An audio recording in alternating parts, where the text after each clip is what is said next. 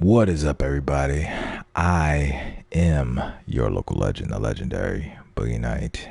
And tonight, old Boogie's about to read you a bedtime story about a guy who just can't seem to fucking die.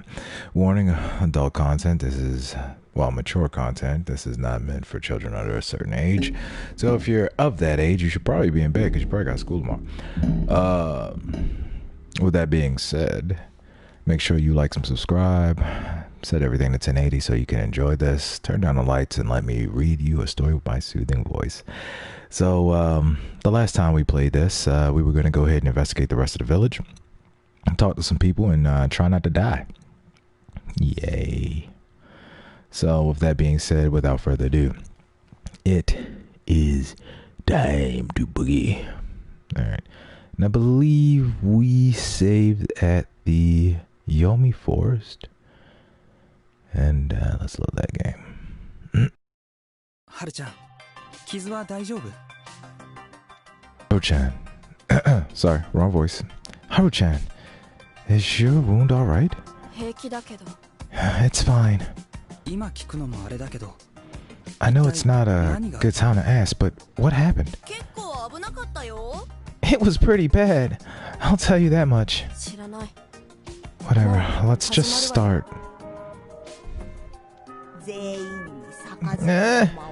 Everyone had a drink. Let's begin the feast of Yummy Purge. Let's get to it. Takamine, did the snake's power work last night? Yeah, it did. Well, tell us. Kyo is a human.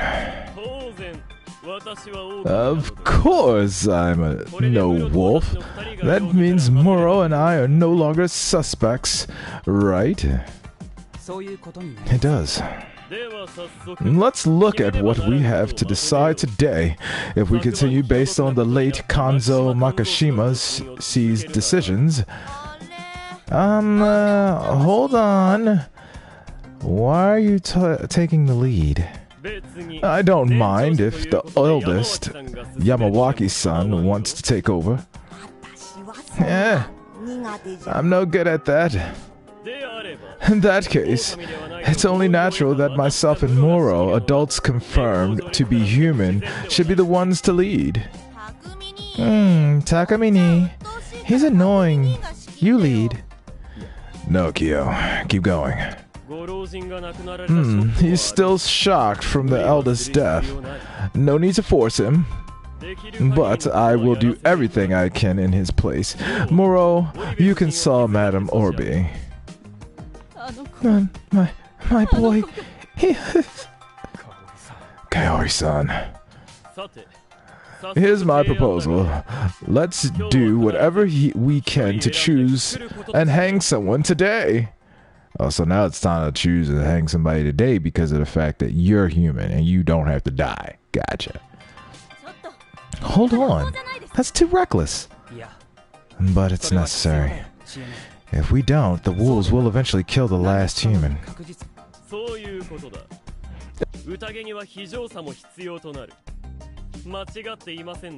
We'll have to harden our hearts if we want to survive the feast. Am I wrong, Yamawaki-san? You're right. The Yamabito must be hung. One soul per day, down the mind. What if we make a mistake? Even if we kept it a secret, we'd have to live with the guilt of having killed someone. It's true, that would be unpleasant, but such deaths wouldn't be in vain. What the hell? If we kill the wrong person, their death would be pointless. That's obvious. Watch your words when talking to your superiors. Listen, for now, we only have to surefire ways to get rid of suspects. What's up, everybody in chat? Surely you don't understand, Yasunaga-san. Yes, the snake's power. Or killing someone and lowering the total number, huh? I know that, but do you really think we can all agree on someone? We can't do that. Do you think the one who gets killed cares which side wins? And that's why we need to reach a consensus here. We need to agree that if the others survive, I don't mind dying. Huh? Is that seriously all we have? Yes, that's all we have. The laws of the mountain remain merciless. What the hell? I'm not just getting hanged for someone else's sake. Oh, that would make you a wolf, wouldn't it? What? You have no intention to put your life on the line for Yamazu? And that makes you Yamazu's enemy. Is that what you're saying? I am wrong. Am I wrong? People of Yamazu, this is the test of your unity. You sure seem to be enjoying yourself. I'm only giving advice as someone from Kamafujushi, and as one whose suspicions were lifted, be silent. Kinosuke Natsato-san, you were quiet about this until the snake looked into you, right? What are you getting at? You already knew we had to be unified and accept death. It was necessary, didn't you? But you also knew that saying that would have made the snake's power way more popular, so you stayed quiet. That's just an assumption. She's right. Though a Kamafujushi guy who's no longer a suspect is telling us to die and be okay with it, as if we can just accept that. Takamine, you say something too. But, he's right. Takamine! I agree with him as well. Suspect me, hang me, whatever your decision, I will accept it. Reiko-san! As I said before, in this situation, Kamafujushi and Yamazu are irrelevant. Not to mention, I know it might be imprudent of me, but I believe myself to be part of Yamazu. Oh, look at that! A respectable attitude! Something a certain someone here doesn't have. However, I do think that expecting that of a girl would be a bit much. You're all scary. But we have to... but we have no choice. There can be no exceptions. Then if you decide to hang her, I shall go with her. What? You mustn't. We only need the blood of one per day. I just have to die of my own volition. The corruption comes only for the sinner. If I'm already dead, then it no longer matters. But... You're being a pain, Kyo. If you're gonna lead, do it right. And Amatsu. Yes. Think about what you're saying. Sorry, but you're ahead of Kamafujushi, one of our oppressors. Talk to me. Don't be so rude to Amatsu-sama. See, you people are the reason why Bachan got so scared. Don't act like you're one of us. My sincerest apologies. And why are you in Yamazu anyway? Honestly, I'm inclined to just start leveling accusations at this point. Takamine, are you saying all of this is Kamafujushi's doing? Who knows? Maybe not all of it. But their efforts to keep us here shows that they know something is up, don't they? At the very least, I really can't believe some guy who think that the feast is an old wives' tale and that the wolves are really on the human side. They knew that the people of Yamazu would die if the mist came. They deprive us of all, not only our prosperity, but even our lives. Slander! I won't say that Kamafujushi is a group of saints, but they're resourceful and dignified people. Not to mention sensible. It's the age of science reigns supreme. Of course they don't believe in some old superstition. Isn't that the reason why? What do you mean? They didn't tell you all the secrets Fujishi had to offer. That's because your only value to your family is the belief that the family heads are upstanding people and that you don't shut up about it. You bitch. Isn't that why they force you to stay in Nasato Mansion when you return, despite all the dangers here in Yamazu? Now, you're crossing the line, young lady. Are you saying my family abandoned me like some redhead stepchild bastard? I added that. Hey, that seems plausible. You're just like Yasan and I. The heads are cruel. Those who lose their struggle for power, those deemed incapable, or simply those who dislike the ones in charge, can simply be sent here. Our situation is one thing, but Mom, she came here all the way from Tuckahoe and married into the Hagachi family, but got thrown out the moment Dad died. Mom, sorry. I didn't mean to. I skipped that shit. My bad. I was fine as long as I had Yoshizugitsu and you, Yasunaka. Anyway, there's no doubt they twisted our fates. I agree with Takani on that. Too bad. You're stuck here too, huh? I'm not blaming Yasumitsu people. That's what's gotten into you. We're all gonna die anyway. Oji-chan was acting all tough, but even he died so easily. I can't take this. Why didn't you just leave me there? You weren't like this back then. What's wrong? I've just had enough. Oh, sad. What's wrong? When wolves come, everyone becomes demons. That they do. That's why we need to hang the Yamabito. Ugh. What a mess. Whatever. At least we know the Kamafujushi people won't come and save us. The rope was blocked. That's one reason. Anyway, I don't think we should trust Kyo now. My reason's the same as Chimi's. Oh dear. How sad. Think what you want, bitch. Anyway, we have to hang someone. Utsumatsu is the easiest target. Keep acting like that and you'll be dead in no time. Then what should I do?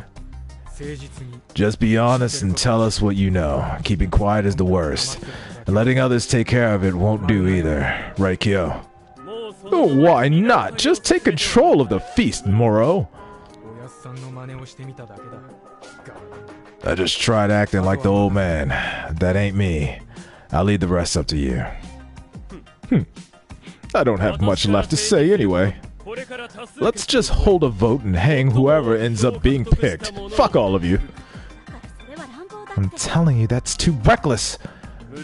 Of course. You are free to argue your case, especially if you can prove you're more valuable alive. However, I don't want to hear any "I'm human" or "I don't want to die" non-arguments. Everyone would say that. The chosen one gives up and gives his life, leaving the fate of Yamazu to the rest of us. Well, we'll hang at the hanging pine. That should do the job. How do we vote? We'll start with the elders. You can have brief interviews too. When the voter decides, I'll record it in my notepad. Huh? It's not anonymous? No way! We'll basically be telling people to die straight to their faces. I've had enough, Shirazawa. Nitpicking, I'm starting to... Oh, gonna give you such a pinch. So, what's your name? That's the old guy. The old man who cried wolf. He's been here. He's been old when I was still young. Wait, wouldn't that make him a wolf? Do you understand what I'm saying, sir? Which one of us do you think is a wolf? Huh? Me? Why? Oh, scary, scary. One vote for Shimizawa. Hold on. Are we seriously deciding who to kill like this? We have no choice. He's a participant, too. We can't deny his right to vote, can we? Takamine-chan, say something. Yasunaga, what do you think? I'll wait and see. Same here. Wait, are you really? So now it's me. I think I should vote for Chi-chan too. What? Taba-chan. I'm sorry. I just don't know. But it's strange how you're so mad about everything here. If the others survive, I don't mind dying. Oh, I hear that, but I won't agree. Yasumitsu's people are important to me, but so is my life. Not to mention, I know I'm not a wolf, so I'm not going to roll over and die. Sure. If I keep this up, I'll just get killed. Not to mention, we don't have any better options. Here, Taba-chan. I've calmed down. Can you change your vote? Should I? You know what? Fine. It was my own fault for acting weird. Are you done? Moro, it's your turn. I'm voting for Miko.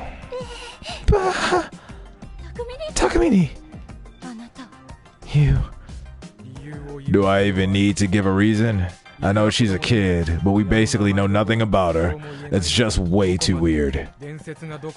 I don't know how true the legends are, but if something fishy comes from Saranga, it's only fair to think she's fishy too. Takamine! If that was how it worked, what would be the point of this bothersome feast? I don't think we should decide based on that either. Even if we didn't come from Saranaga, we still don't know who or what she is. Think about it. Think about it this way. What if the little girl really is a wolf? Really was a wolf? If we all just ignored her because she's a kid, she'd kill us all. Do you get that?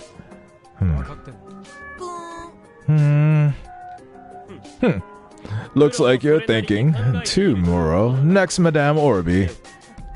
Haru Makishima. Mom! What? Why me? Why not? Tell me then. Why did you try to run away today? You were feeling guilty over killing your grandfather? Yasunaga? Weren't you? No, that's not it. Then why?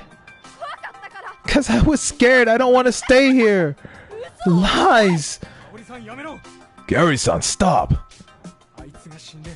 His death hurt all of us. Even me and Haru. All of us are hurt.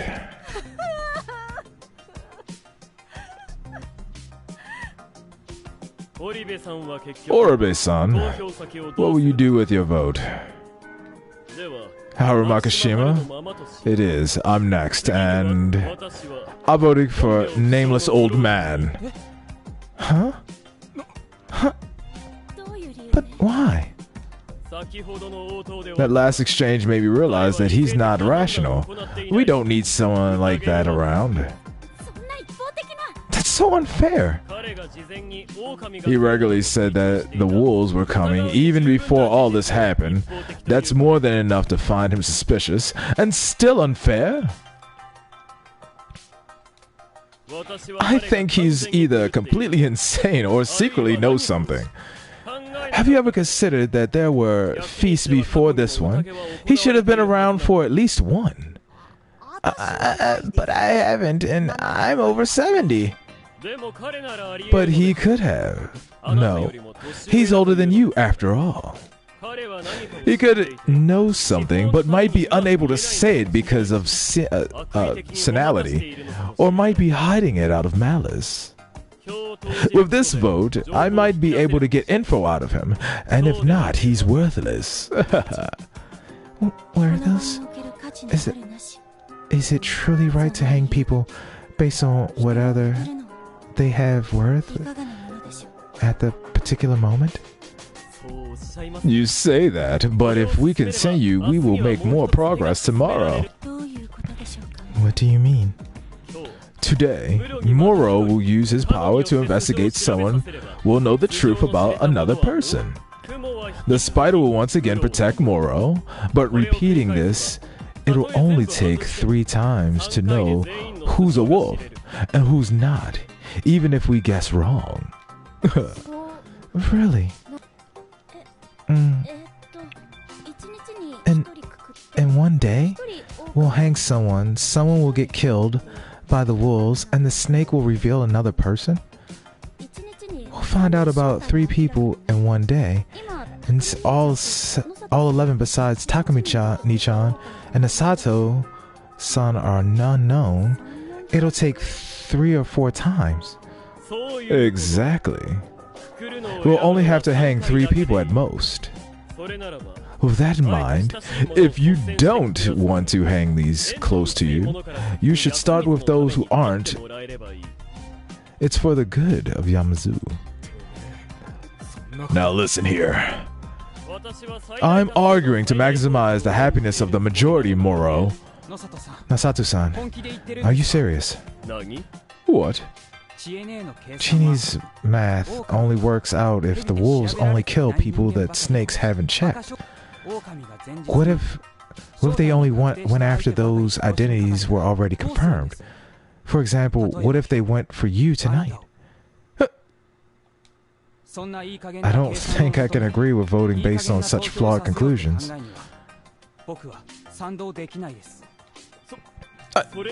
Don't you think you're being easy on the idea of killing your own?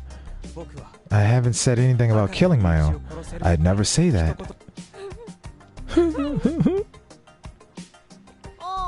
Oh man. Well, there were some mistakes there, but we're already voting. I'm leaving your decision to you. Next up is Rikako Amatsu. Going by seating order, I'm next. How troubling. I don't have enough info to go on. Why are you so calm? I'll make a mistake otherwise. That's why you and Mom should calm down, please. Aye. Hold on, Yatsu. Sorry to cut you off, but I just had a...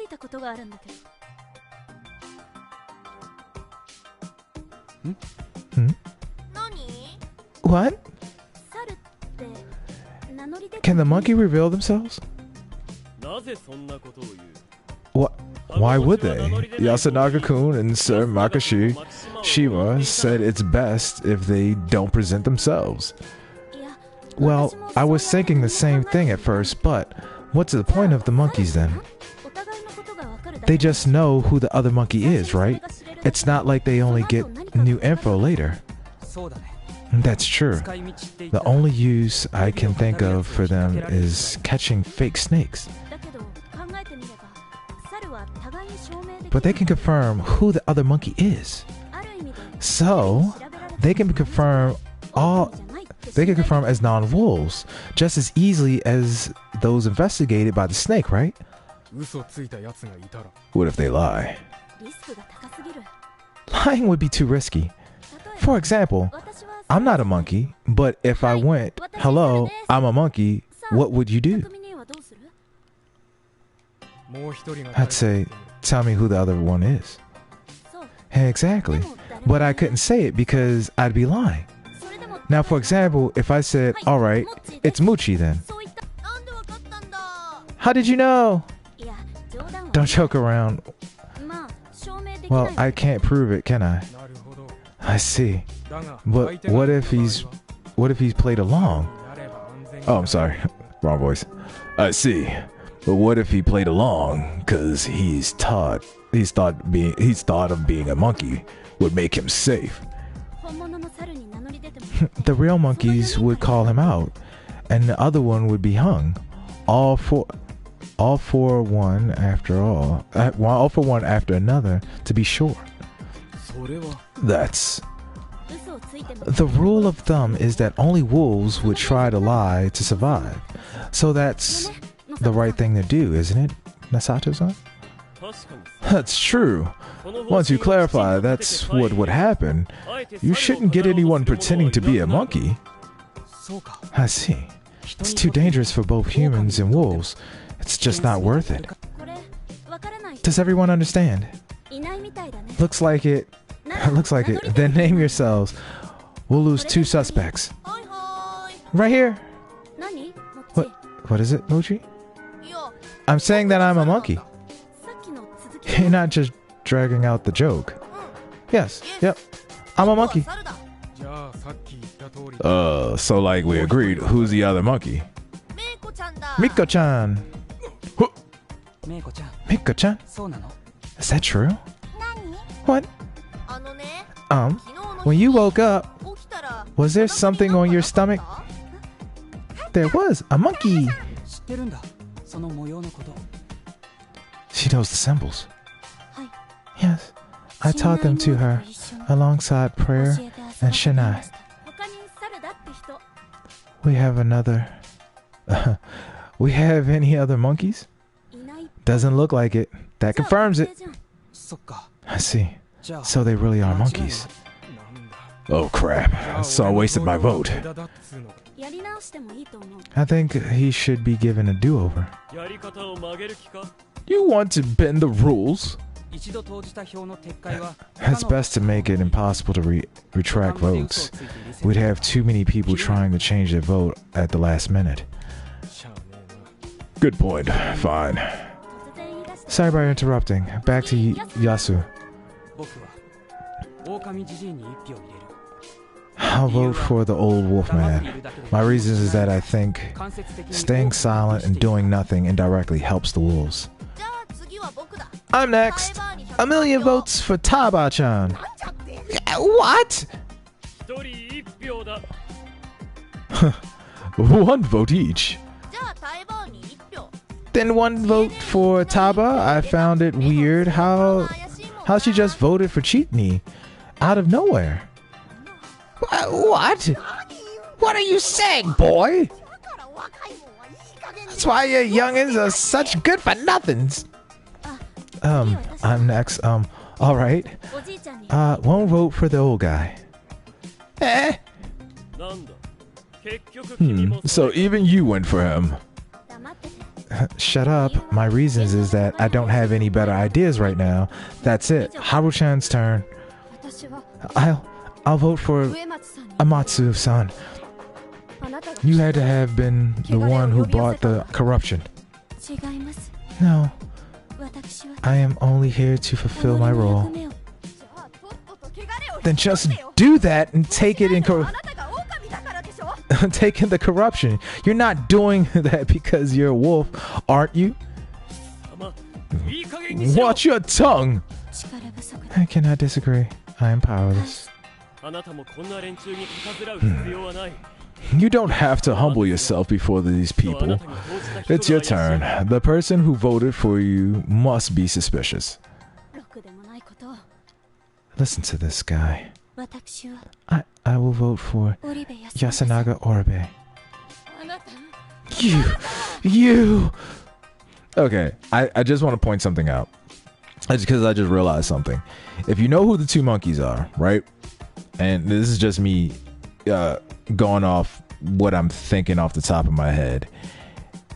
If you know the 2 monkeys are the little girl and the cross-dressing boy, right? And you know that the snake is the big guy. You know that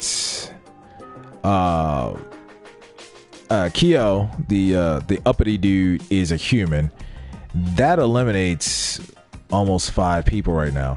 So if the spider and the crow would just go ahead and say who they are, then it would only leave 3 people. Yeah, I believe it would only leave 3 people because you know who one of the humans are. So that would be the 2 in the back, the 3 in the back, 1 in the front, whoever the spider is. So eliminate the spider, and then somebody would say who the crow was. No, it would leave 4 people, which means that 2 of them are wolves and 1 of them, or maybe 3 of them are wolves and 1 of them's human. So then you could just hang those 3 people personally. But the guy is an outsider, so where does that leave him? Because I think the guy that we play as is the crow. But I do not find him suspicious, but I just had a thought. There would be no worse possible occurrence than were he to be a wolf. I did say a lot. I can't blame you for thinking I'm just tricking people. But I don't think I said anything wrong. At least I don't intend to. I don't mind if you vote for me. I believe that votes to express your outlook are important as well. The old wolfman is at the top with 3 votes. You there, child. You're the last one. Miko, do you understand? I need to choose a wolf? Yes. Huh. Wait, seriously? You're scary. I'm scared of... I'm scared of you too.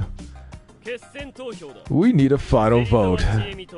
The 9 people besides Chimi, Surazawa, and the old wolfman will vote for one of those 2.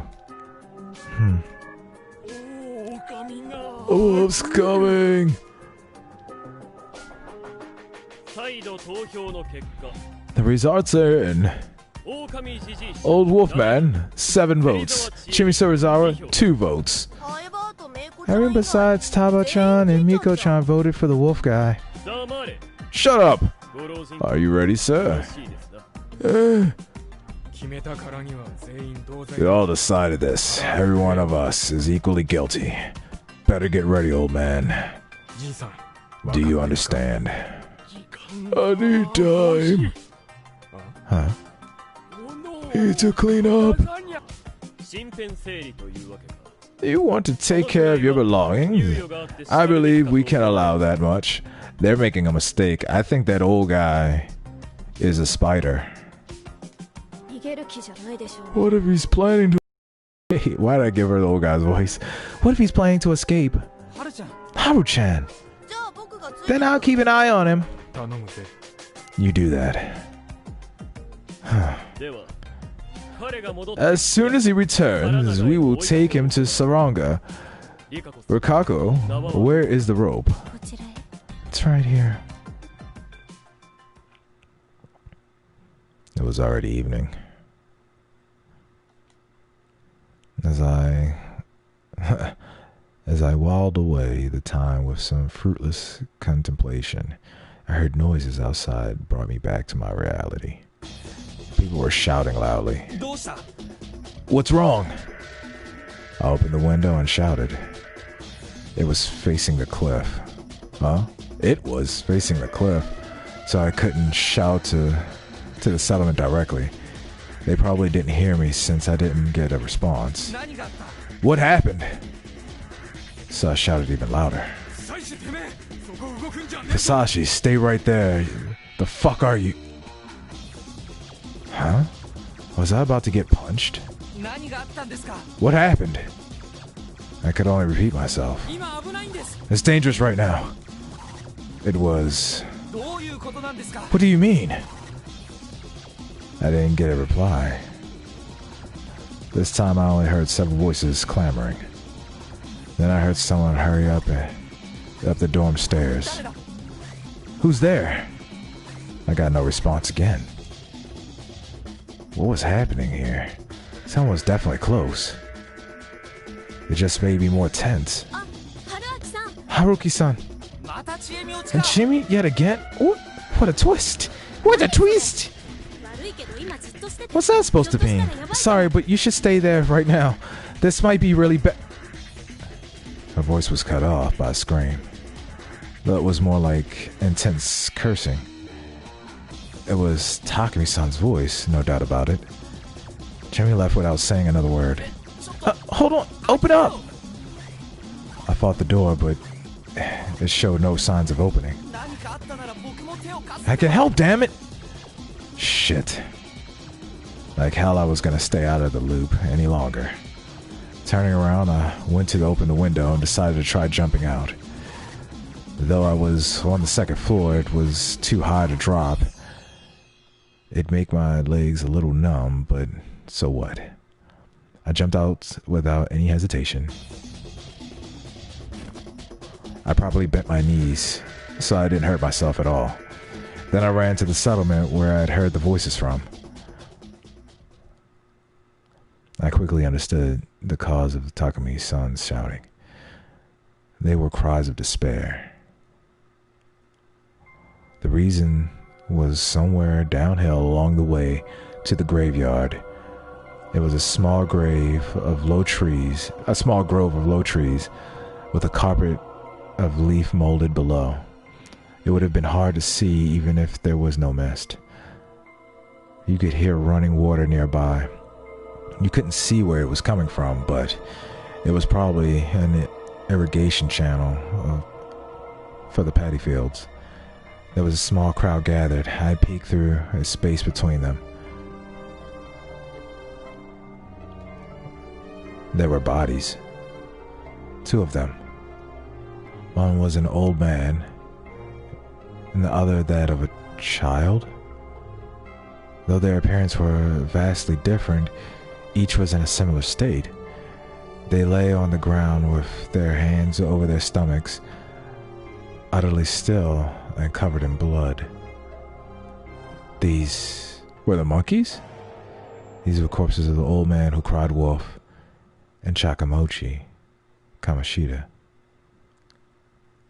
What? Why? What happened? Fusashi, were you in the dorm? I was until now. Bullshit. You're the only one who do this, aren't you? Huh?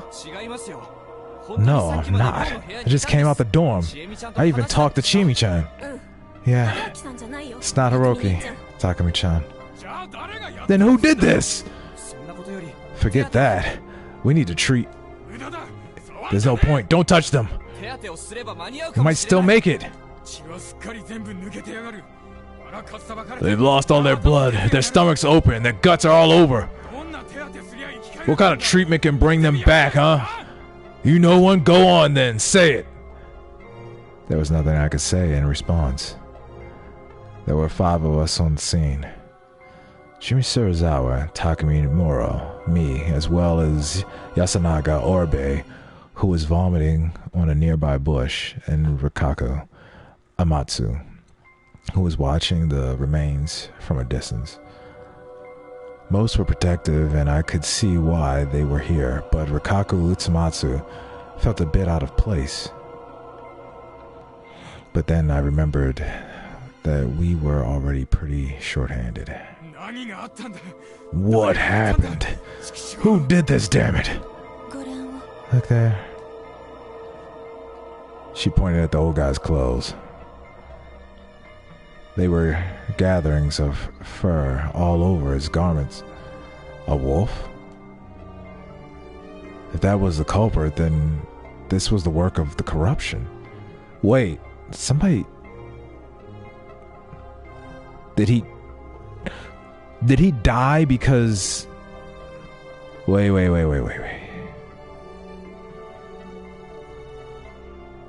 This doesn't make sense.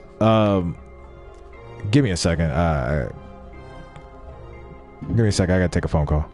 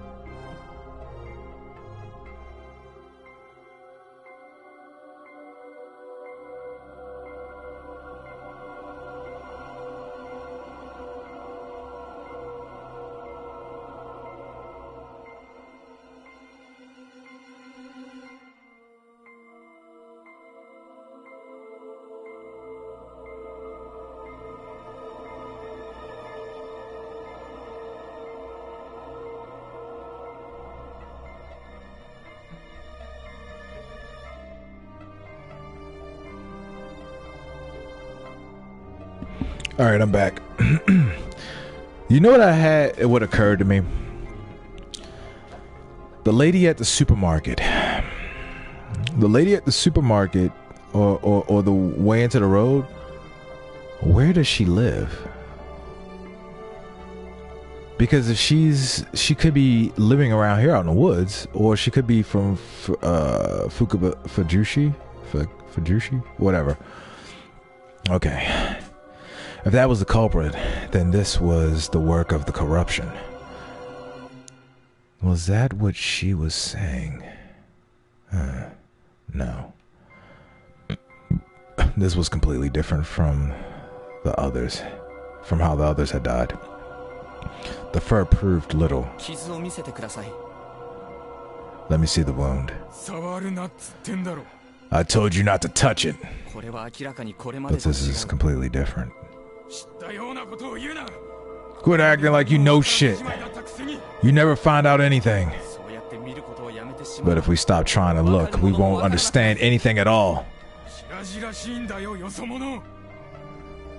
Quit the act, outsider. Takumi-chan, calm down. Shut up. Everything went to hell when he got here. If he didn't come, none of this. It felt like he was about to grab me. I could clearly see the intense emotion whirling in his eyes. I thought I could get him to trust me, but now it was back to square one. Uchi, why? Why? Yasunaga Orbe calmed down a bit and faced the remains of his dear friend. His voice was shaking. The expression on the corpse was eerily pale and emotionless. Even a look of agony was absent. It almost looked like he was smiling. His face muscles simply just go limp. This isn't the corruption. How do you know? I'll prove it if you let me pass. He glared at me with intense hatred before letting me through. Look away if you can't stomach this kind of thing. I walked up to the old guy's corpse. He looked as distant as always, but the lack of blood flowing into his face simply made his appearance even more creepy. I avoided looking at it while I grabbed his back and rolled him onto it. With a wet sound, entrails spilled from the wound to his stomach. How hard? Don't force yourself, people. Except you, Takumi-san. Look. The stomach was clearly torn open by a blade. This isn't some supernatural punishment. It was caused by a person wielding a weapon. And says no weapon nearby, it means that someone intentionally removed it from the scene. So Yamasu has someone who's both armed and capable of an act like this? Please give me the details of what happened during the feast. What led to this? With several people here to tell me, I ended up with a decent grasp of how today's feast went. Kinosuke, she had suggested that they choose to kill by vote. The wolf guy and Chimi ended up with the same amount of votes, resulting in the tiebreaker vote. Most ended up voting for the wolf guy, sentencing him to death. He said he wanted to take care of some things, so he and Chikamochi Kamoshida went out while the rest stayed where they were. Were they really the only ones who left? Yeah, the feast was still going on at that point. Them leaving was an exception. You expected them to come back and resume the feast. What would you have done then? That isn't something we can tell an outsider. Alright, but anyway, they didn't come back. How long did you wait for them? No more than an hour. We started to worry and went out to search. Found them in less than 10 minutes. So the culprit was one of those not present: Chemi, Takami-san, Yasunaga, and Rikaku Usamatsu. The five in the hall, Nasato Shi, Kaori-san, Miko, Haru-chan, and Tae-san simply couldn't be responsible. So someone killed the two, changed into some clean clothes, and came back to pretend to keep searching. That's impossible. Did you see each other while you were searching? No, we split up to cover more ground. Let's return to the hall. We then went to the hall. Kenosuke Shi kept watch and confirmed that no one besides the victims and the search party had left the building. That limited the potential murderers to the search party and I. I asserted that I was still in the room when it all happened, and they believed me for now. Though Takami continued to suspect that I used some sort of trick to escape and commit the murders. Well, that was unfair, considering everyone else was with them, but I knew I wasn't the culprit. That left only one possibility. They died right after they left the hall. Then someone removed the weapon. And you're still the only one who could have done it. I'm telling you, I heard him in his room. I'll say it as much as I have to. I'm innocent. And since I'm something else... And since I'm something else... I had to be responsible for their deaths. I see. You're avoiding using the word murder. You noticed. I am. As it stands, this could be suicide, death by illness, or poison, followed by a desecration of the corpses and removal of the weapon. How would doing something like that benefit us? If you ask me, things become much simpler if we assume you and Surazawa are partners in crime, don't you think? I don't know, but doing that wouldn't benefit me either. Really? Tell me, is there any proof you don't know each other before this? Huh? We didn't, obviously. Well, what does that have to do with anything? The people here believe the eerie legend. You could have come here to take advantage of and pretend to be monsters to murder them for your enjoyment.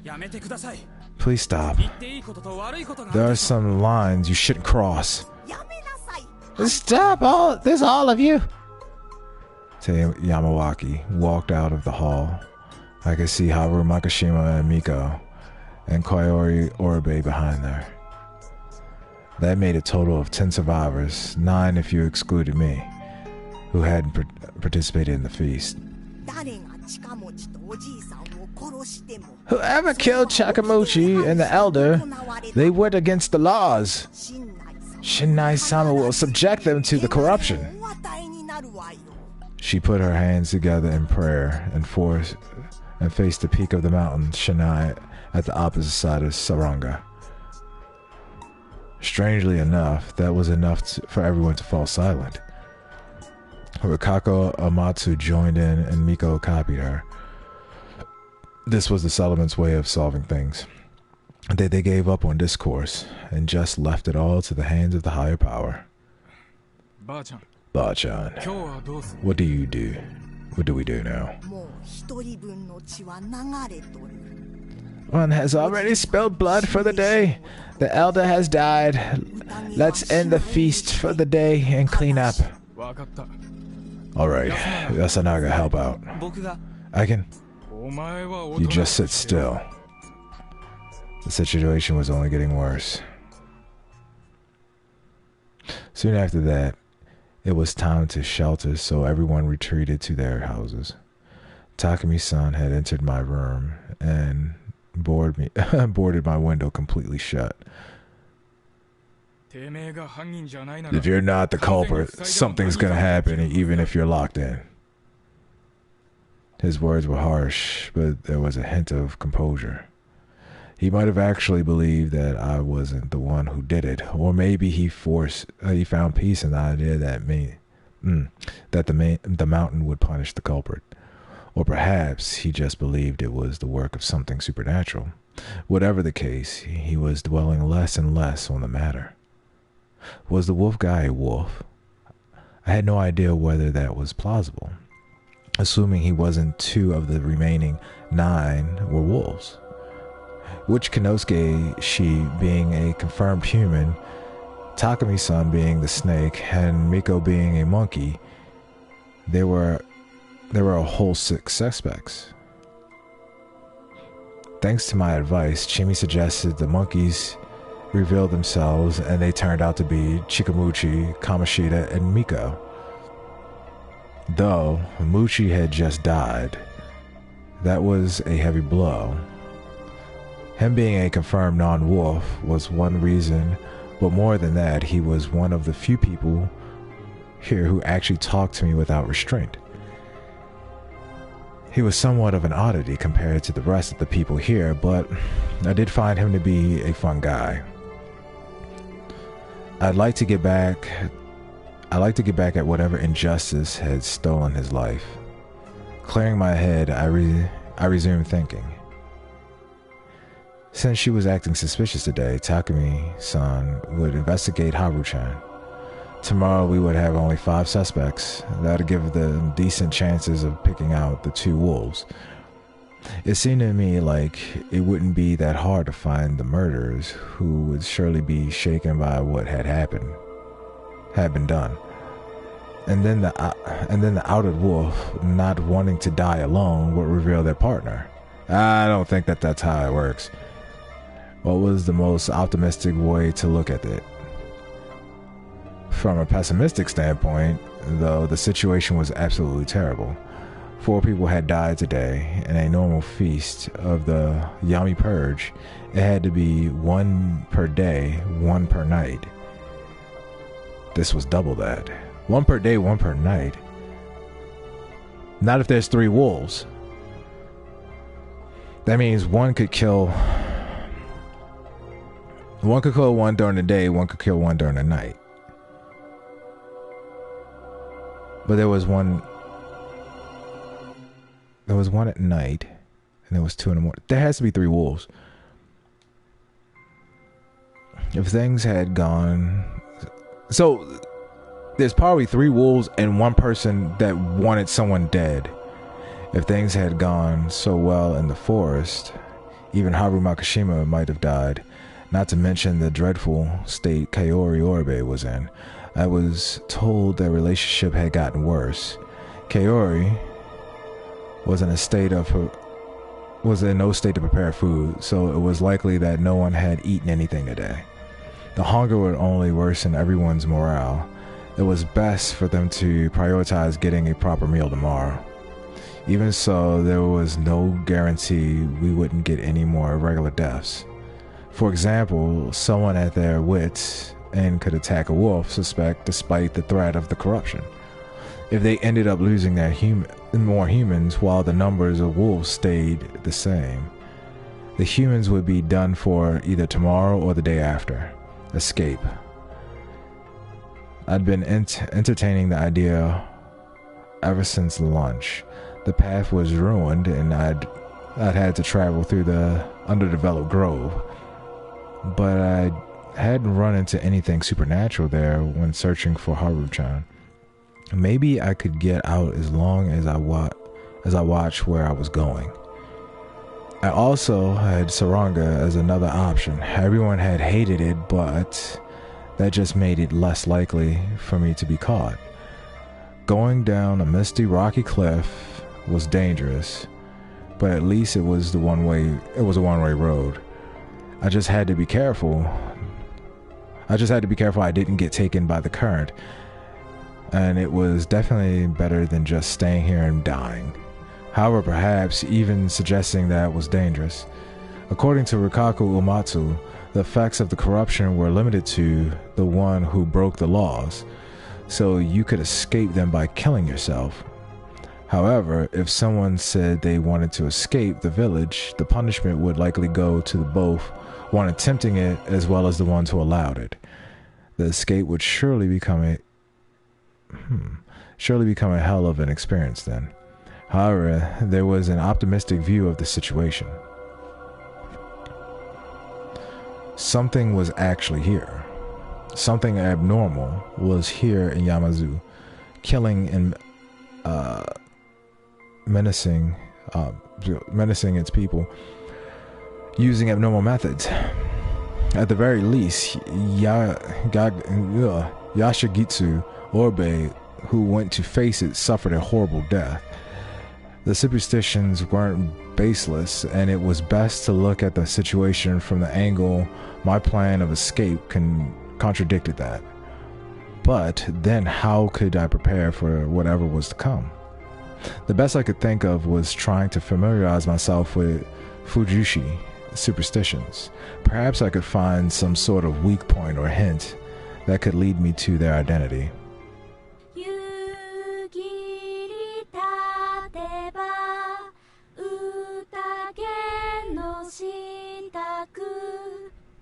5 prepare for the feast, then the evening mists arrive. The action rhyme they did was obviously referring to the feast of the Yami Purge. I couldn't remember all the lyrics, but I felt like there was quite a lot of info in there.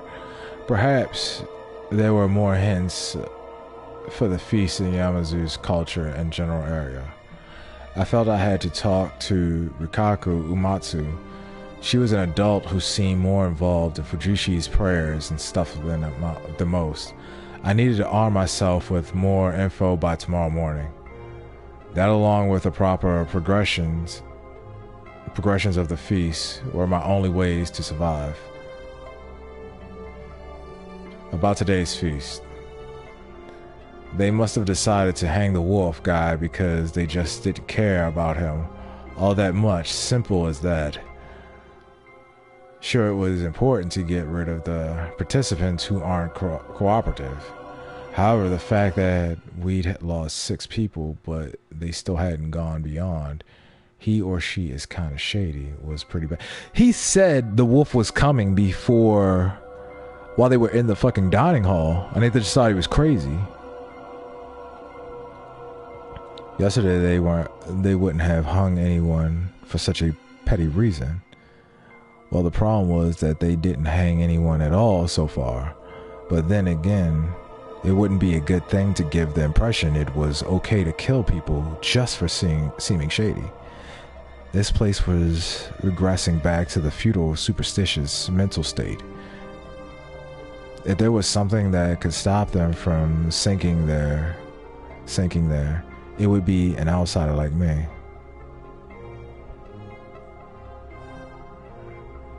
I stilled my resolve and waited for the night to pass. Good evening. I was startled by the voice of on the other side of the door, and that I momentarily screamed. What time was it? 7? It was too early for an attack, and too late to walk around. What's wrong with you? Are you gonna get punished if you don't sleep? I think another hour is fine. I was awake until 8 yesterday, and nothing happened. I've been sleeping too much, honestly. I'm not tired, but I'm really, really hungry. Don't you have your food stacks? With Kaori being, well, you know, I decided not to touch it. I might share it with the others. We're all hungry today, so I'll just tough it out. Outstanding. You should eat though. What, that stuff from before? Nah, I'll pass. Why are you here anyway? Can't sleep. Is that really it? Haruki-san, do you suspect me? No. Why? Because you told them about the monkeys, knowing full well that it meant... The Feast of the Yomi Purge is a well-constructed communication game. Well-constructed? I mean, that there is no way to win the game beyond communication. Chikamuchi thought the same thing. To win, both the humans and wolves need to have some tricks and individual strategies. Consider the monkeys. They seem useless at first, but you can use them to easily eliminate two suspects. And this is possible from day one, so they can become reliable leaders, though that'd be hard on Muchi and Mika. Yeah, he was a free spirit, and she's a child. The wolves, on the other hand, have to go on the defensive. In a situation, being suspicious is even enough to get yourself hanged. It's important not to draw attention to yourself. That's easier said than done, though. Yeah, keeping your silence can be just as suspicious as being a blabbermouth. Exactly, but there are two factors that make it easy to gauge trustworthiness right from the very start. Do they have something to do with the monkeys? Yeah, you have to watch out for those who give bad advice or don't provide useful suggestions. A good example of the former is Kinosuke-san. His poor planning threw everything into disarray, and that makes him really suspicious. But he's confirmed to be a human. Right, well, that's assuming Takumi-san wasn't lying about being the snake. Huh. You're lying. He could be lying? It's not impossible. After all, everyone can say that they have a guardian. Honestly, if I were a wolf, I'd lay low until I killed a few and then claim to have a guardian to ensure my safety. I see, but Takumi-chan came out on the first day. Yeah, that was basically suicidal. But since that allows the spider to protect him, it's not like a telling blow that hurt the attacker, I think. But what if the old man was a spider?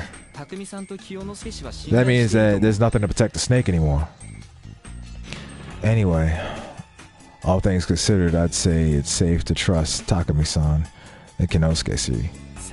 Personally, I think you're trustworthy too, since you spoke up about the monkeys. What if I only did it because I saw your... Oh, that'd be bad. Wait, hold on. Aren't you basically saying you suspected me until I spoke up about the monkeys? Oh, you noticed. You goddamn guy. What the hell, man? I did because I wanted to believe you. Alright, I forgive you then. She's adorable. Waifu. I don't know, I like Utsumatsu though. I don't know. So who's the most suspicious one? Haru-chan. Thought so. She's not making much sense lately, and you can explain her shift in personality by assuming it's because she killed her granddad. Or maybe she didn't agree with the other wolf on their decision to kill Kanzoshi and stop trusting everyone. Oh, that makes sense. You can make up 1,000 reasons like this, though we couldn't go by just that. They said Haru hadn't gathered many votes, but they treated her like some kind of pariah, making it clear that everyone suspected her. It was only natural to use the snake to check on her. Though she doesn't seem all that good at games and stuff, it probably wasn't fair to judge her purely on not making any useful contributions. In that regard, Yusukun is way more suspicious. Huh? But he did say a lot, like pointing out my math was incorrect, and he did say something like what you just said, not doing anything indirectly helps the wolves or something like that. Not to mention that on the first date, he suggested that the spiders should hide. And that's true. Though most of these things were minor, he was definitely contributing to the game. The first day was especially important for the wolves. It was best to create a flow where they could just stay quiet and wait for those with guardians to out themselves. That bothered me. What bothered me was the fact that he wasn't the one who brought up the leader selection and the monkey thing. He was shady because he didn't make those useful propositions. I thought he'd figured those things out a while ago, or maybe I was an outsider, just had a better grasp of the situation. I guess he's innocent. Then I don't know about the rest, though. I can't even imagine what Rikaku, Umatsu, and Tei-san are thinking. I know what you mean. But if you looked at the circumstances outside the feast, Rikaku Umatsu was pretty shady.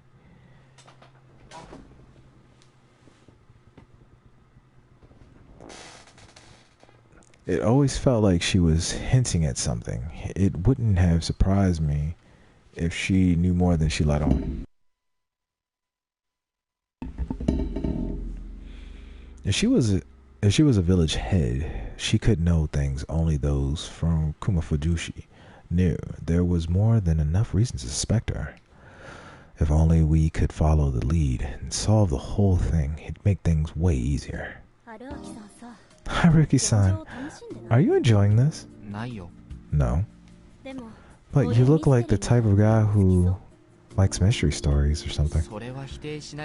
I won't deny that, but I can't really enjoy myself when people I care about are in danger. If I did act like some master detective, I'd really just be some useless amateur. It wouldn't accomplish anything. I'm not sure I buy that. What do you mean? Everyone else is a mess. I think most normal people would lose it in this kind of situation. I could say the same thing about you. I'm not exactly normal either. Oh yeah, I heard that you almost killed someone. Who told you that? That's a secret. Though, it didn't sound intentional. Well, how do I say it? I think it happened in middle school. I grabbed a bat and I beat up some students who were bullying the Yamazu's kids. Some of them were connected to the head families, so it became a big deal. That's basically why the adults here are so harsh on me. I see. So you fight out of the sense of justice. So she was sent to Yamazu for making enemies out of the village heads. I wouldn't say that. It's more like I just have a short temper and wanted to make a scene. Rebellious phase? More or less. Some of Haru and Yoshi... Same as Haru and Yoshi. In a place of rule... as a rule as this, it's rare for children to grow up level-headed as Yasu. Don't you think? That reaffirms the thing about the lady at the supermarket. What if that's the mountain god? Oh, that would be weird. Really, I think they'd be healthier and nicer than the edgy brats from the city. Let me rephrase that. In a place as poor as this. Well, there was no doubt that Yamazu was destitute. There were no cars, cell phones, and I didn't even feel like it had an economy. They probably lived mostly off the land, making money from wherever they could spare from their farms and hunts. Since they had no decent way to sell stuff to anyone outside, most of their business had to be done through Kamafujushi. Ooh. It was entirely likely they were ripping them off. No way this place could be wealthy in these circumstances. Yeah, they would have to be completely dependent on the two towns, Fujushi and Kamafujushi. So they could get whatever the fuck, like their crops and stuff like that. They probably sell their crops and shit like that and probably make the bare minimum. It's kind of fucked up when you really think about it. I don't believe that money could buy everything, but poverty took its toll on the people suffering it. Some could live in poverty while retaining their purity, but that was borderline insanity. It was a lifestyle too difficult to common masses. Also, since the people of Yamazu were ostracized from Kamafujushi, they were targets of unjust pressure from day one. I could understand why the children here strayed from the path. Though when you looked at it like that, the way they strayed was was so mild it was almost cute. Are you disturbed now? Not really. You're lying. You know, think I'm a blunt. You now think I'm so blunt that I'd whip out a blunt object and beat you up. I'm just going to ignore that. Poor attempt at a pun, sorry. My ex wasn't any different. Oh. I see. You seem confused and I have no idea why. You weren't lying when you said you broke up with your girlfriend. You thought I was? I thought it was just some kind of pickup line. That's just mean. Our breakup was insane. I actually felt like my life was in danger. Oh, sorry to hear that. What about you? Huh? Your history with guys. I shared mine, so hearing yours is only fair, right? Well... How many did you go out with? 2, I guess. What happened to being hyper slut who's done it with 53 guys? I never said that. I did exaggerate a bit, but I did get tons of invitations. Yeah, you only went out with 2. Well, I didn't find many guys I got along with. What about me? Let's not go any further. If I let myself get too attached, I'd be too scared of dying. Being afraid of death is normal though, isn't it? Not really. Why? God is way scarier than death. I feel like you have a very unusual image of God. Really? You think of it as something frightening that you might actually meet, right? Everyone has met God, maybe they just can't see it. And God really is scary, it's just that no one knows how. Myself included. You're the only one I don't understand. That's probably why I'm afraid of losing you. Kawaii, scary. That's something you say to those you promise your eternal love to. Are you mad? A bit. I see. We've gotten this far, and you're still being cagey regarding your own background. You can only take playing hard to get so far until it gets annoying. I'm just not sure what to do. This isn't easy for me either. Just tell me everything. I'm going back. Shimmy. Owasami. Good night. What the hell? Why didn't she talk? Did she still not trust me? Was she messing with me? Was she just kind of crazy? Or was it something else? Crap, I wanted to chase her down and get a real answer out of her, but I was locked in. This was so frustrating. Though this wasn't the time to worry about that. Who would the wolves go for tonight? The wolf god was dead, meaning there was only one less person who'd vote Shimi out tomorrow. It wasn't likely she'd get top vote. It was best to think that the wolves would go for someone who was useful to the humans and couldn't be killed with the votes. That meant that she and Yasunaga were the ones at the highest risk. On the other hand, Their survival would make things difficult in other ways. I'd probably be forced to consider the possibility that they themselves were wolves. Could I really trust Jimmy? I felt like I could, but not completely. Whatever the case, a situation where the more talkative ones were seen as suspicious would make it harder for her to survive. Should I have talked to her about running away? No, that was probably pointless. I didn't know much about her whole God thing, but it was clear that escape wasn't even an option for her. Something scary that everyone had met, yet not fully perceivable. Was she speaking figuratively, or could she literally have seen something? Shit, I don't care. I became irritated. My hunger was starting to get to me. Figuring was better than just wasting my mental energy. I focused on taking a bath and going to bed. I had no idea just how naive my prediction would prove to be. Oh shit. And now it is the next day. And with that, an autosave has occurred. Should I press this button? I'm going to press this button. I woke up at 5 in the morning. The window was still boarded up, so I couldn't see anything outside. All I could do was sit around and wait.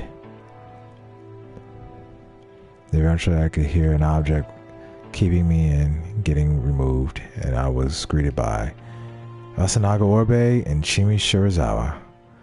Those two actually survived. I met up with Haru Makishima too. Her face was pale and she had bags under her eyes. No one here looked healthy anymore, but she was beyond even that point. She had gone completely meek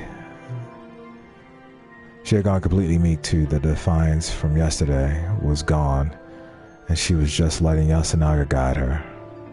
She lost another friend after all. We arrived at the dining hall but found no one there. The door was unlocked. That was a bad sign. It was Kanzo Makishima's place all over again. Mom should be upstairs, sleeping upstairs. Of that knowledge, I opened the door. What if she was attacked? Even if she wasn't considering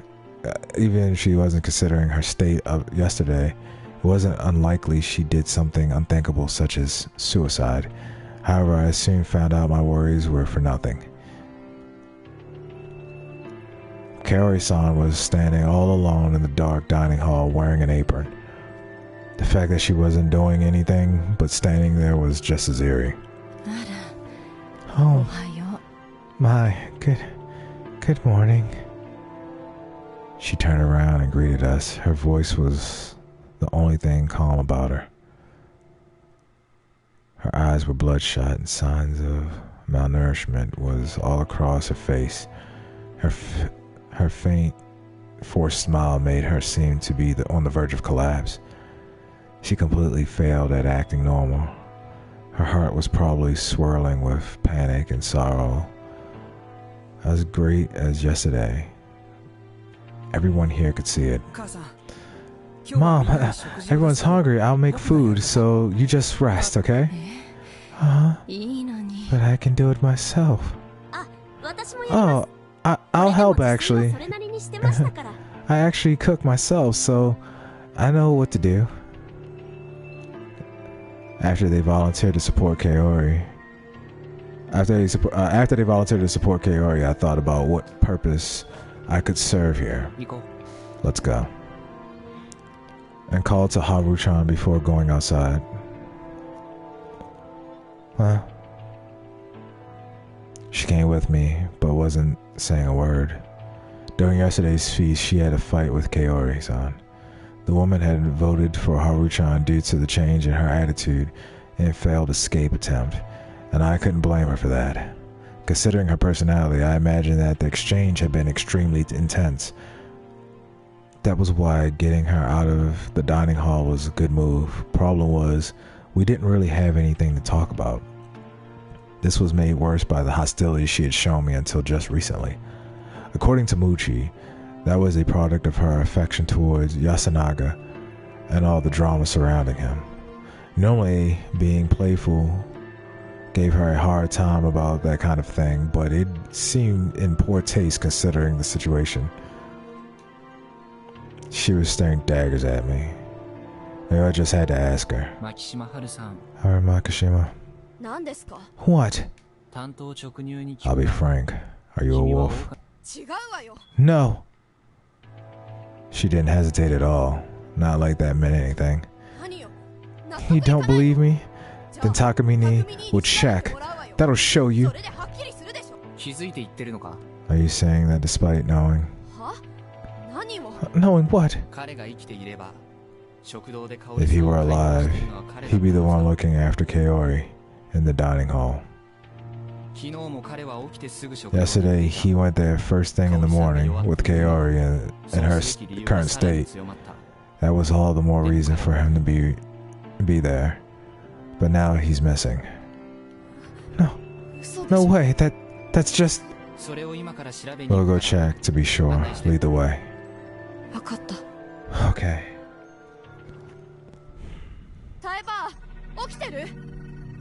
Taiba, are you awake? Haru knocked on the door and tried to open it, but it was locked, meaning it wasn't touched. Tai-san came out sooner than later. She looked pretty displeased to begin with, but upon seeing me, she displayed upright disgust. What is it? What are you doing here?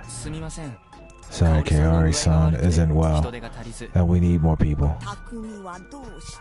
Where's Takumi? We're going to check on him.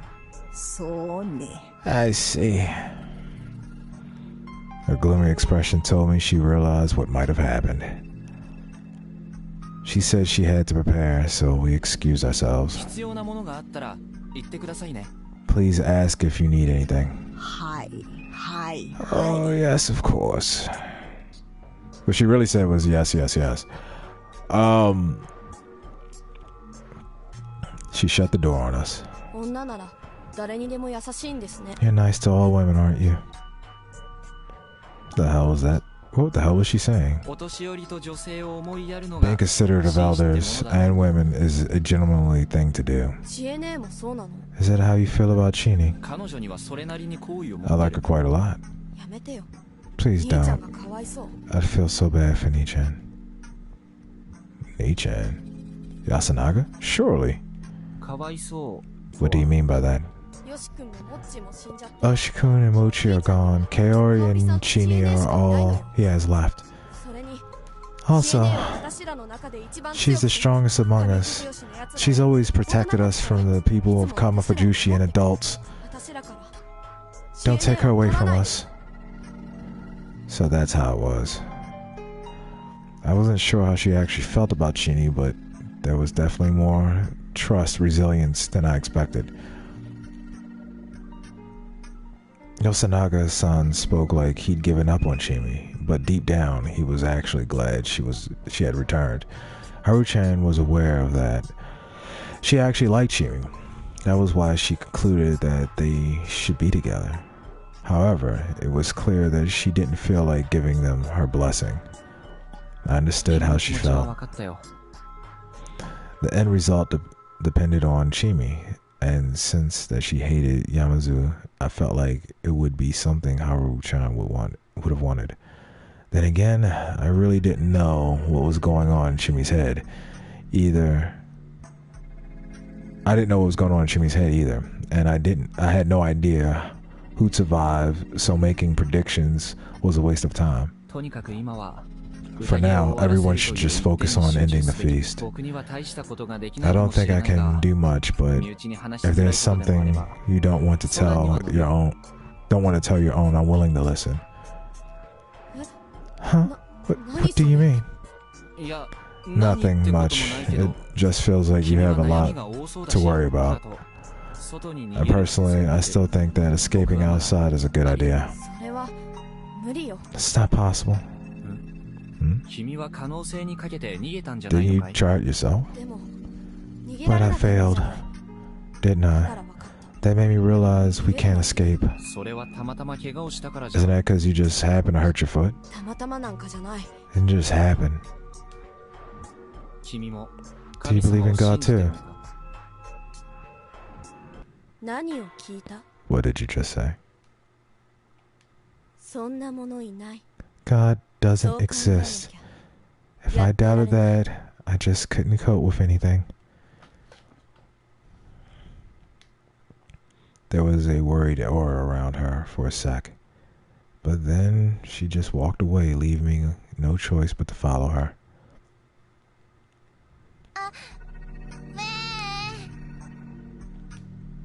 We arrived at the house. The mysterious girl was on the verge of crying.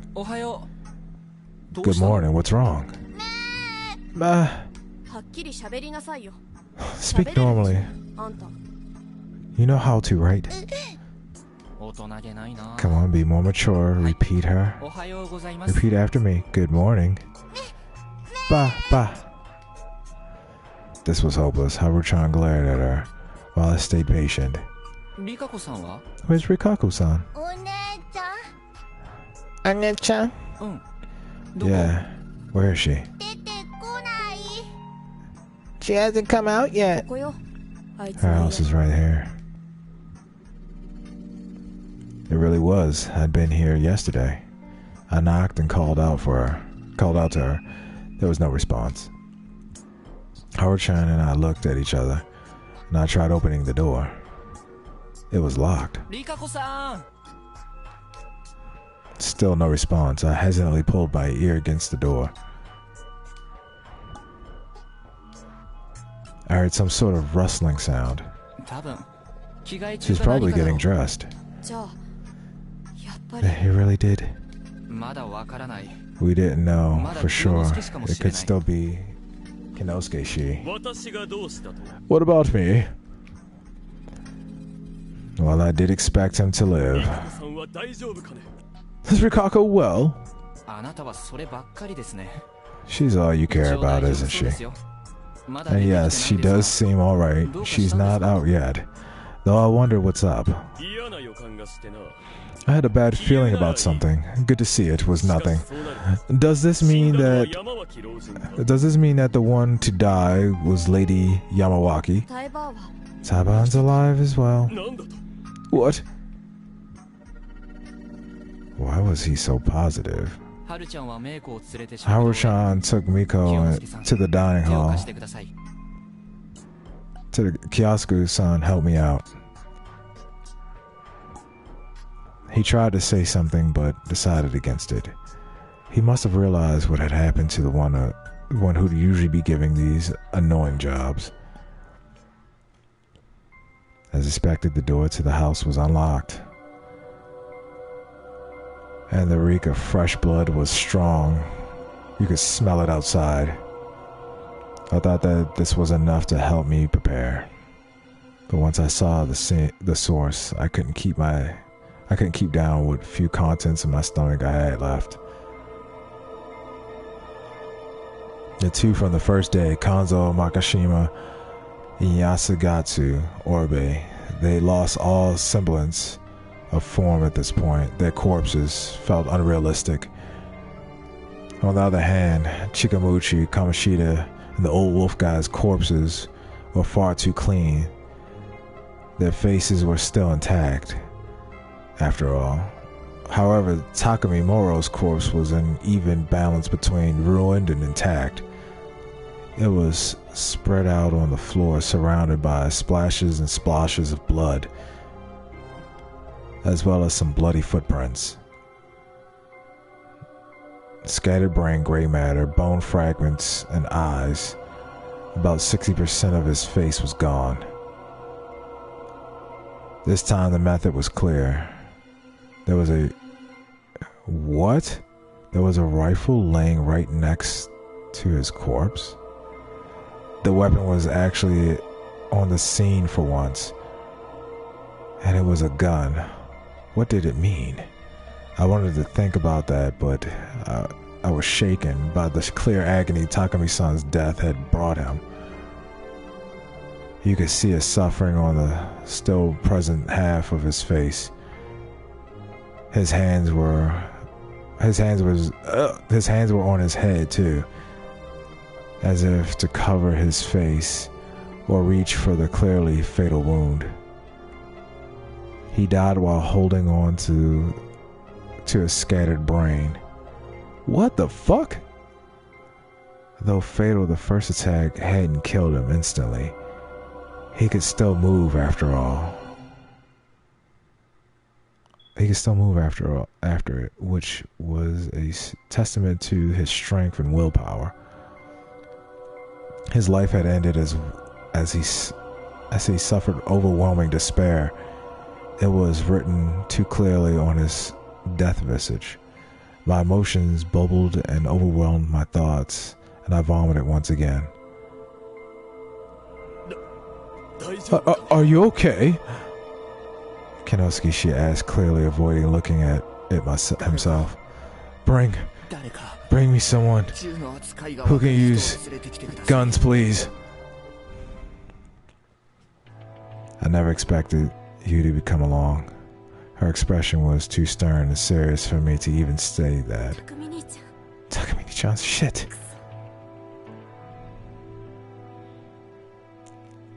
She cursed and looked at the gun. This is Kanzo Ji-chan's rifle. She grasped its long, bloody, and picked it up. His long body and picked it up. All the 5 bullets were fired. See any empty cartridges? I'll look around. I found them real quick. They were covered in blood and flesh, blood and flesh. Yeah, I found the metallic cylinder, 5 of them. They were 2 meters away, and the corpse, very close to one another. Either the culprit fired from there or gathered them afterwards. Look at the handle. Jimmy extended the rifle to me. I did as told, compared to the rest of the gun, which had blood on every part. The handle was clean, like it'd been wiped down. They removed the fingerprints. Probably. Shimmy then held it, looked like she was about to shoot, and aimed it at Takumi-san's body. It was fired from here. How can you tell? The way the blood splattered. See how it's concentrated around there? It's proof that the culprit fired from a low angle. As normal rifles can't make this huge mess unless they're fired from really close. But make it a point blank and the stuff could get... But make it point blank and this stuff could get in and around the muzzle. The rifle would be even dirtier. And that was why it was natural to think it had been fired from there. From where she was standing, near the cartridges. Can you actually aim and hit something with this? As long as you know how to aim, the target isn't moving, that's all you need. So this was done by someone who knows how to use guns. By the way, it's just a matter of looking at the head, at the bead through the gun. Just a matter of looking at the bead through the gun sight. Guns are useful little toys that make murder so easy anyone can do it. What about loading? That doesn't seem like something a layman can do, is it? Good point, but even Taba-chan has experience firing a gun. Finding the culprit in Yamazu won't be easy. This was a settlement where the people went hunting. Basically, everyone here must have touched the rifle before. All we could really assume was that Miko-chan couldn't have done this. And it's not like every bullet hit the head. One grazed the ear, one hit the chest, one hit the shoulder. Oh, and look here, a bullet hole. She pointed at some small part of the floor that was ruined, so only one hit the head. Yeah, I think that one wasn't fatal, though it's probably the one in the chest that ended it. Wait, he lost 60% of his fucking face, and the one in the chest is the one that killed him? What the Alright. She looked at the body she looked at body's pose and made the same conclusion as me. Why do you know so much about guns anyway? I have a hunting license. I know how to use guns, traps, and nets. I used to do lots of skeet shooting outside of Yazamitsu. I'm pretty good with a gun. Well, damn, didn't expect that. I can't understand why. Did you plan to return here and become a hunter? I just wanted to have a gun. That's it. She said that as if it was no big deal. Her tone seemed kind of dangerous. Yeah. So much so that she almost killed someone. I think it happened in middle school. I grabbed a bat and beat up some students who were bullying the Yamazu kids. There was the impression you'd get from the girl capable of random acts of violence.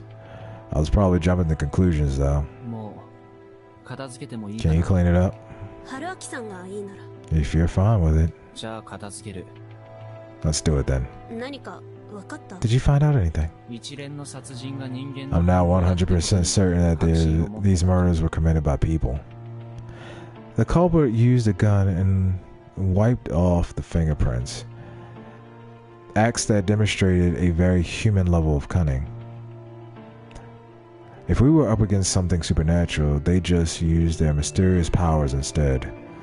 If something mysterious can be explained using mundane means, then it was caused by mundane means. That was the general rule I live by, proven through both knowledge and first-hand experience. Supernatural powers that required carrying out occult rituals were prime examples of things it applied to. The more detailed the preparations required, the more opportunities to notice something amiss. If the trick relied on concealing the method, it was safe to assume that the method was something mundane. Even this death wasn't caused by some kind of supernatural force. It just happened unobserved. We had people who could do it, and the method that fit. That was the best way to look at it again. Maybe you're right. You agree? I do think that it was done by people I know, by actual humans. But didn't that go against her whole God story? I wanted to ask that, but seeing her eyes made me fall silent. Her eyes were wide and cloudy. But her lips let out clear words. No one. I looked away. I probably wanted to cover my ears too. Can escape God?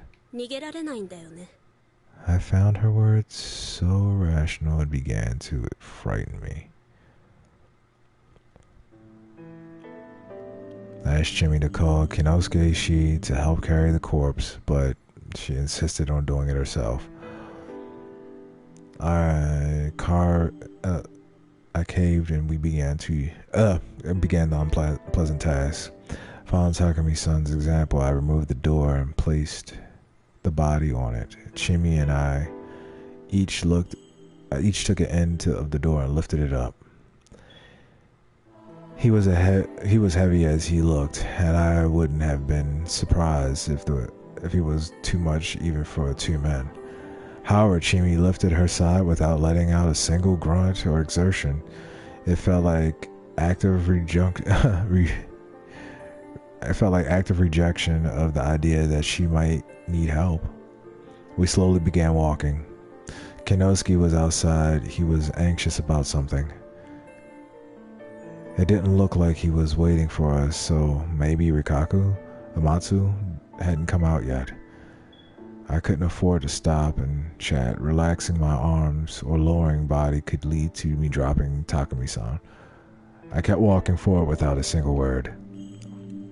Sighing and stopping was a sign that one of us needed to rest.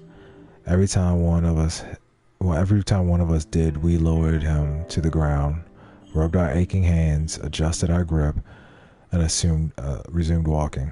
As we approached the cliff, Chimi's expression grew darker. Takumi-chan was the youngest of the adults. He was like an older brother to me. I wasn't gonna ask how that mattered. I didn't see a point in questioning it. I simply nodded, continuing to play the role of audience. He played with me a lot and always protected me.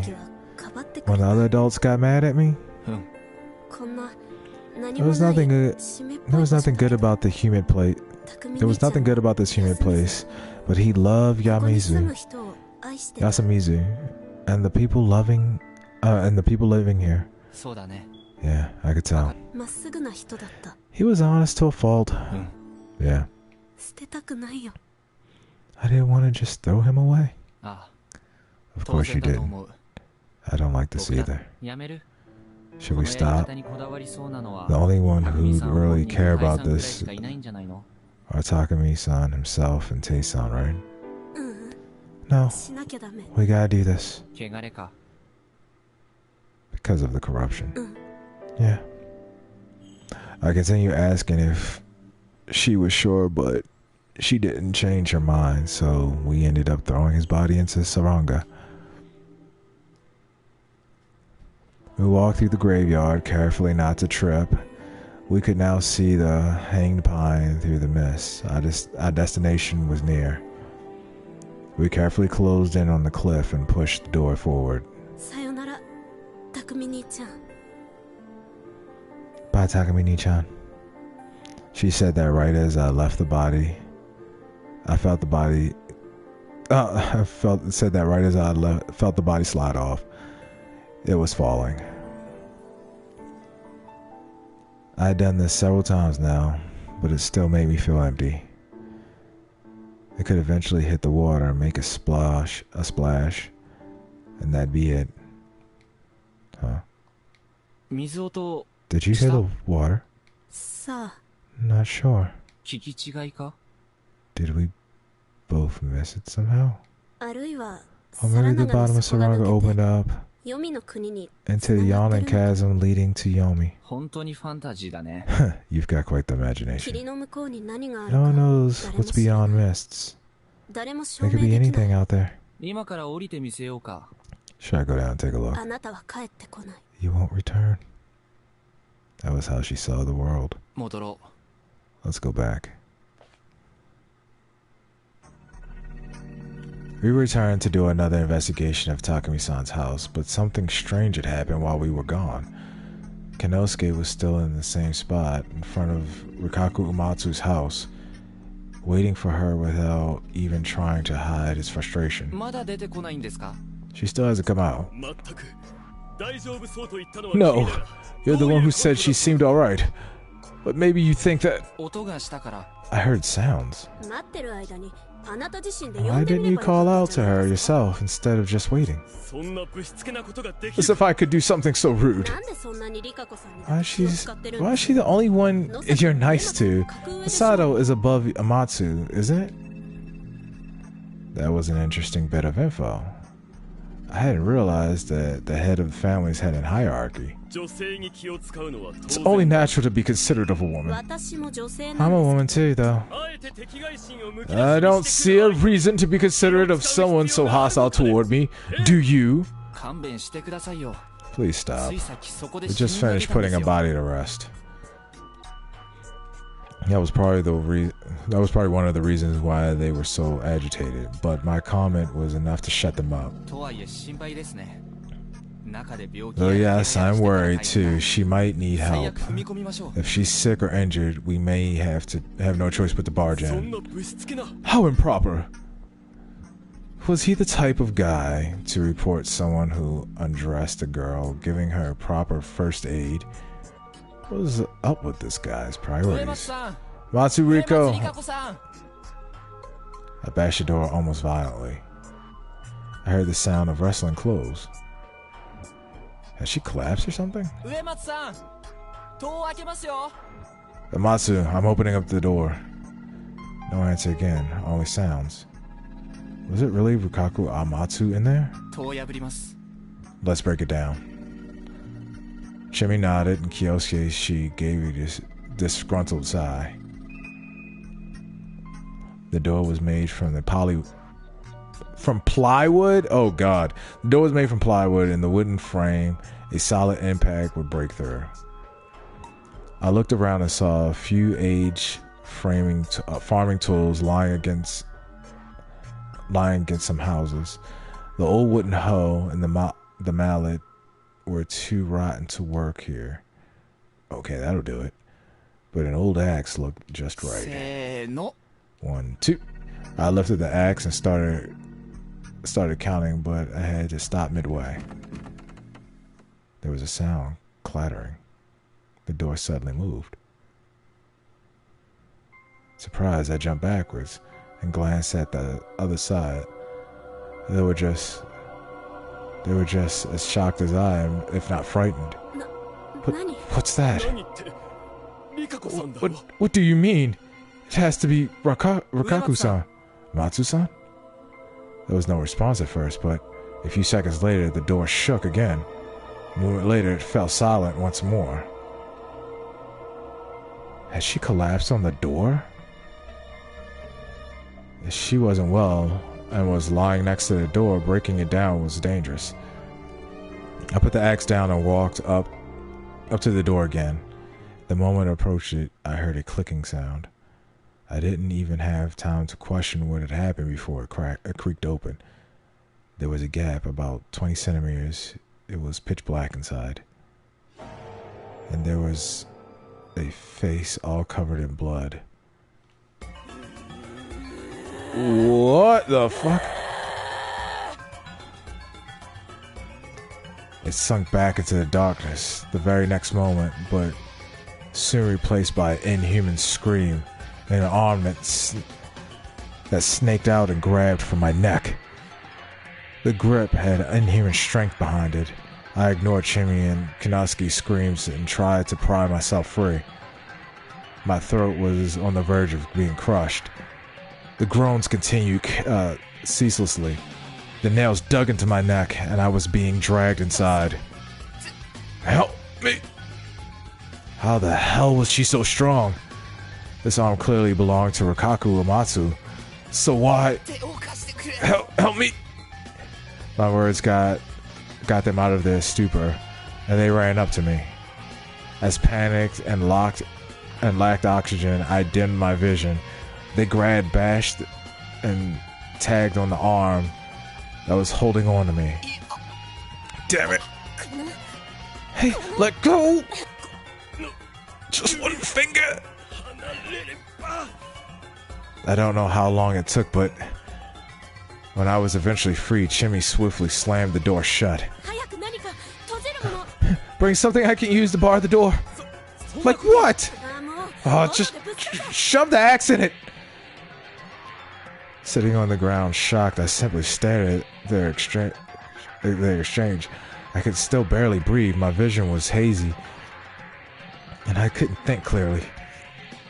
Something inside was trying to get the door open and possibly escape. What it was, though, I had no idea.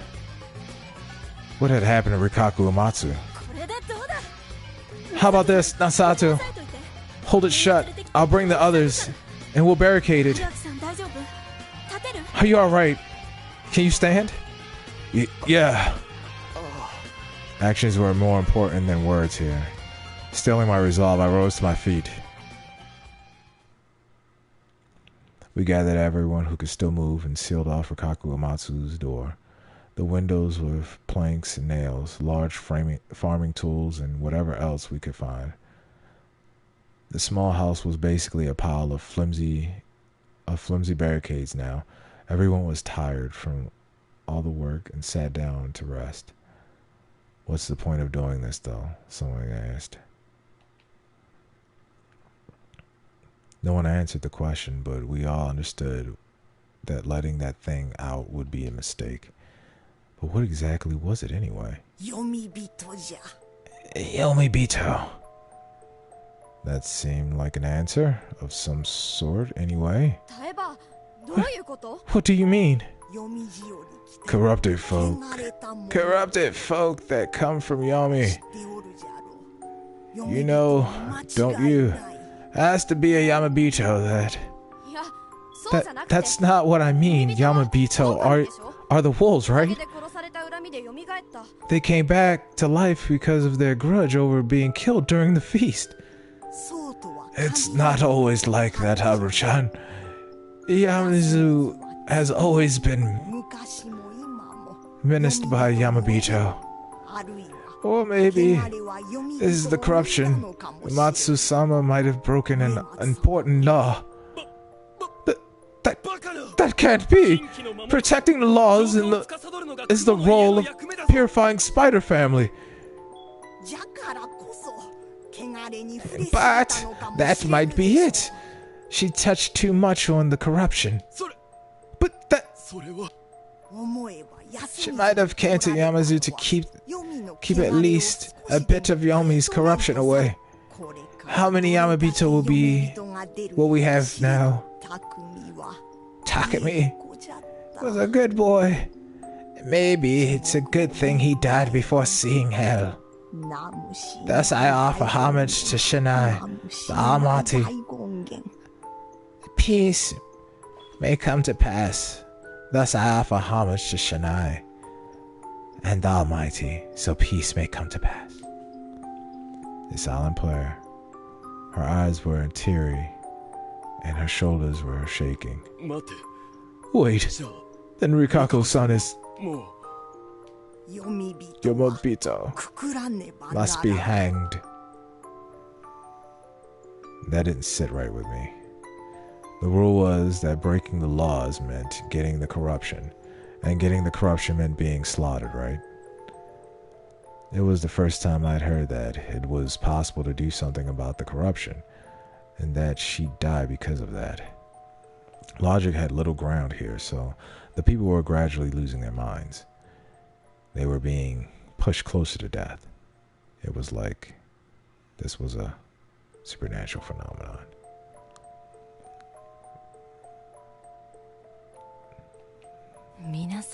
Is anyone hungry? I've already calmed down, so we can do the rest after we have calmed down as well. It was a very attractive suggestion. As we all turned away and returned to the dining hall, I felt like Rikaku Umatsu let out a groan, even more inhumanly loud than any of those before. Once we arrived, the place was dominated by a heavy silence. There were sounds coming from the kitchen, a kitchen knife rhythmically hitting the cutting board as Kaori prepared the food. Taesan was seated away from everyone, desperately, yet flauntingly chanting a santra. Combined with the kitchen sounds, it was mind-numbing effects.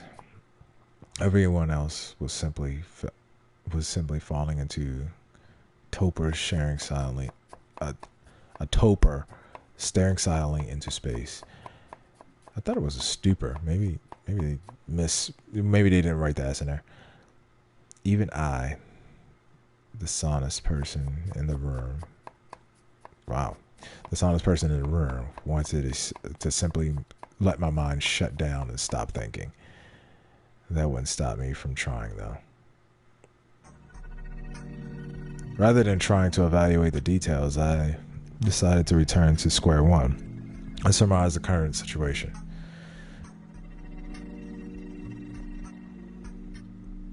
Takumi-san was dead. That left me, Chimi, and the two Orbes, Kinosuke, Tei Yamawaki, Miko, Rikaku, Umatsu, and Haru Makishima, a total of 9. And Rikaku Umatsu, I didn't want to say she'd become a Yamabito or something, but it was clear that she was in no condition, that she was in a condition that left her functionally useless. Normally, the right thing to do would be to take her to a hospital, but instead they were going to discuss killing her. I'd probably have to remind them of the second course of action. Whatever the case, if you ignored Rikaku Umatsu and I, only 7 people were participating in the feast. With Takumi-san's death, we would never know what the snake found out about Haru Makishima. Therefore, the only confirmed people were Konosuke Shi, a human, and Miko, a monkey. And personally, I thought I could trust Chimi, so that made 3. That left 4 others. This was bad. I wondered if Chimi understood that. I had to talk to her in private.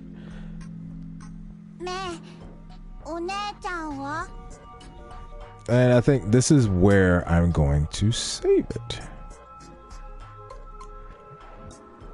I'm going to save it right here at 3. Overwrite data. And we are making progress. We're getting through this. Like I said, it's supposed to be 40 hours. So this is going to be a long playthrough. So I hope you guys are ready for this. As always, well, actually, no, I'm going to actually say something else. I'm going to touch on something. YouTube has been taking a lot of my views and not featuring me and stuff like that. And I don't even think they've been telling people about certain things I've been doing. And I guess it's because of the fact that, well, I don't know. I say things that I guess are against China or, you know, stupid shit that people do out there. So I don't care. I'm just going to say that now. I don't care if they feature me or not. I don't do this for money. You don't pay me. Like, I do what I want. So with that being said, as always, China sneeze first. Take care of yourselves. Take care of your friends and family. To all my boys in blue out there, please, please, please, please take care of your partners, your family, and your friends. And all this dumb shit will pass, and people will understand how amazing you guys are out there. Not the bad ones, but the good ones. And you know what I'm talking about, so don't take that out of fucking context. You know who I'm talking about, my guys out there. To all my veterans out there, you guys are heroes. You need to pass that knowledge on. Don't drop your pack. Take a knee, but don't drop that pack, and don't lay down. You understand that? You get up, you keep walking, and you talk to somebody, talk to friends, family, mother, father, sister, brothers. We're out here to listen to you, and you know what I'm talking about. And with that being said, as always, good night, good luck, God bless, and remember to always stay legendary.